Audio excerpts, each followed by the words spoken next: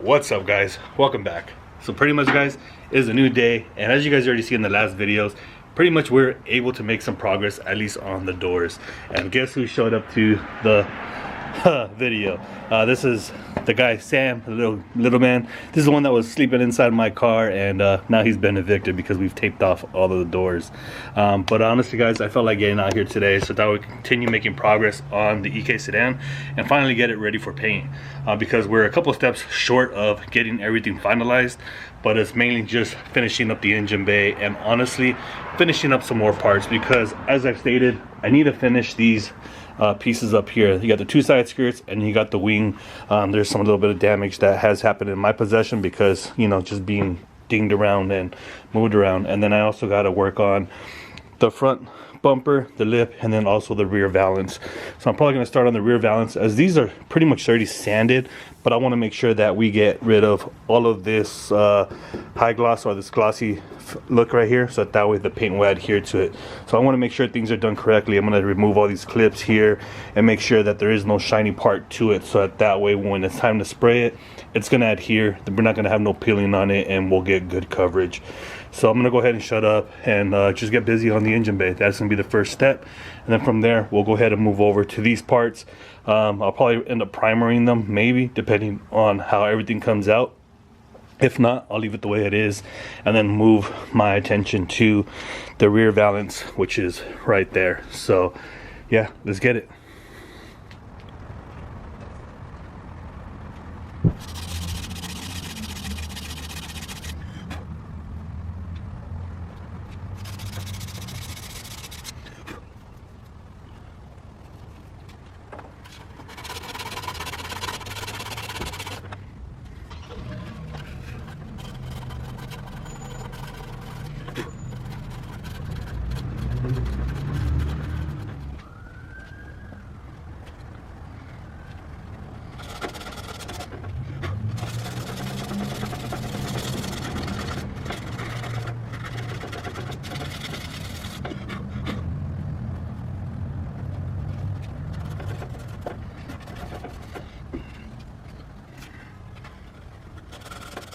Alright, guys, so there's an issue here where there's a blowout, so I'm gonna have to figure that out. I'm gonna have to weld it up and then see what I need to do, because yeah, we can't have that.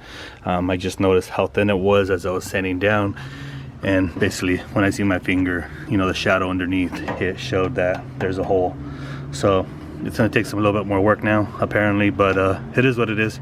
We'll get through it and continue making progress. So my goal for this is at least to try to sand down a lot of these little rough spots here. Other than that, it's mainly the firewall section in this section here. The rest of the engine bay I'm perfectly fine with.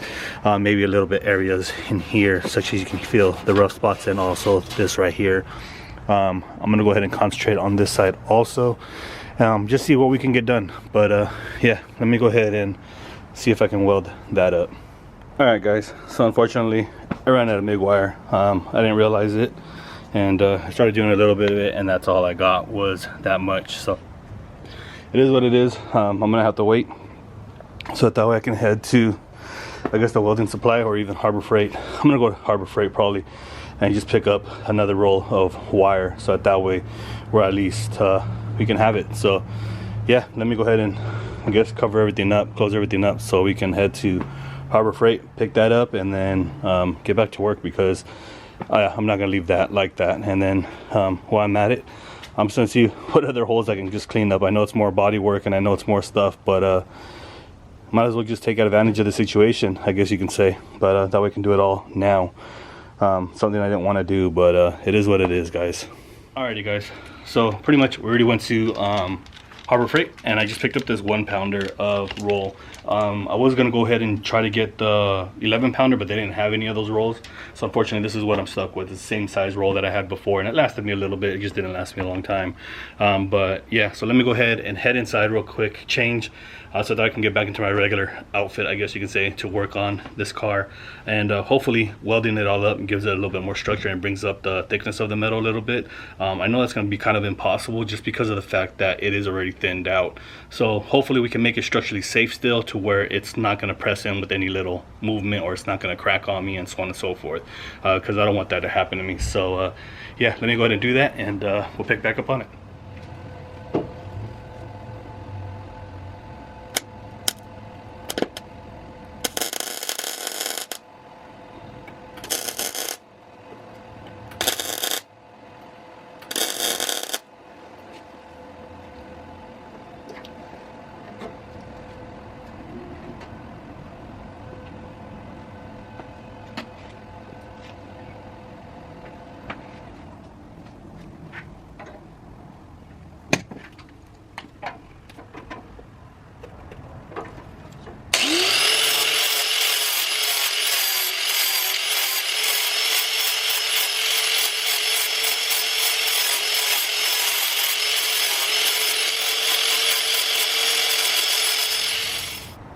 Alrighty guys, so now we are pretty much set to go. So I'm just gonna go ahead and smooth all this out, make sure all this is good. I don't even have to add any Bondo, because I know once I add the filler primer and basically the high build primer again onto this area, we should be okay to pretty much continue. So pretty much I'm just gonna go ahead and continue sanding the engine bay, and then I'll show you guys an update after a while. Again, I don't want to bore you guys with just sanding, but as you guys already seen, the doors are already done, and now it's just pretty much the engine bay. From there we'll go ahead and move over to concentration on some of these parts, so that way we can continue making progress, guys, because that's all I want to do. Again, I know I repeat that every single time, but I just want to make as much progress as possible in getting this car into paint, so that way we can at least start assembly again.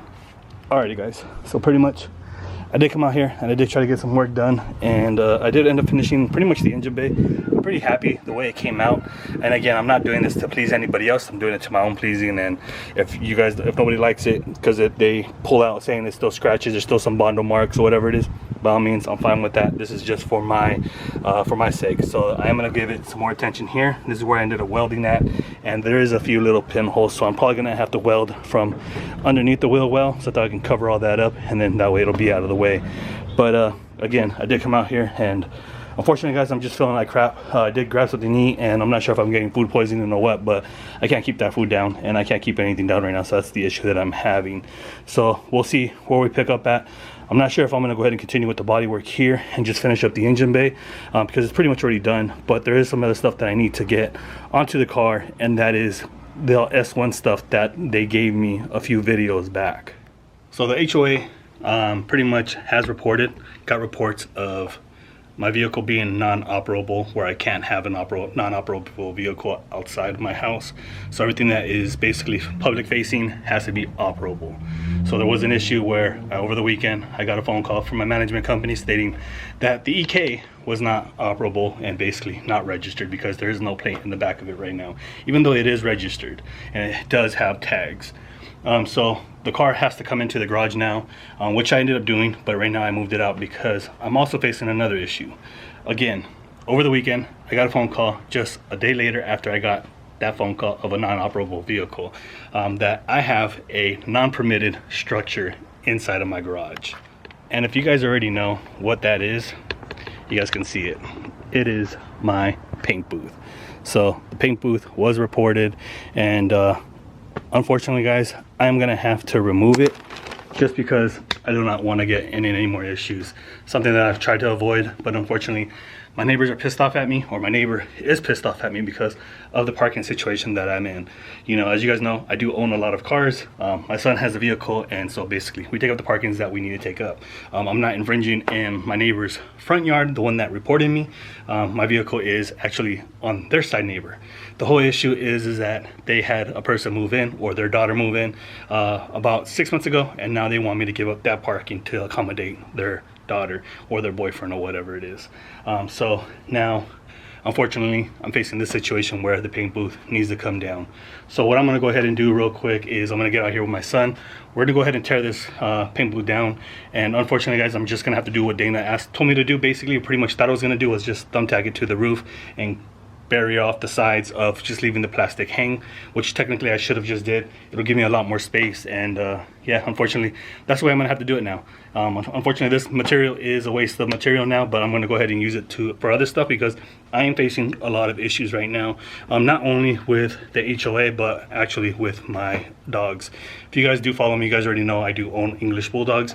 I do everything in my power to make sure that they're okay. And unfortunately, one of my dogs has come down with an infection, which is what I've been dealing with for a while also. So we're trying to get that done. And I think I'm just gonna have to build them another dog house, get rid of the old dog house, even though it is brand new. Semi brand new because we bought it less than 2 years ago. So we're gonna go ahead and build a new doghouse with this material, and I'll just go ahead and do that and utilize it for that. But pretty much I don't want to keep talking, so let's just go ahead and take this down so we can continue getting the car back inside and doing a little bit of work so we can get the engine bay painted, and that way we can start moving on to the rest of the parts. So let's just get to it.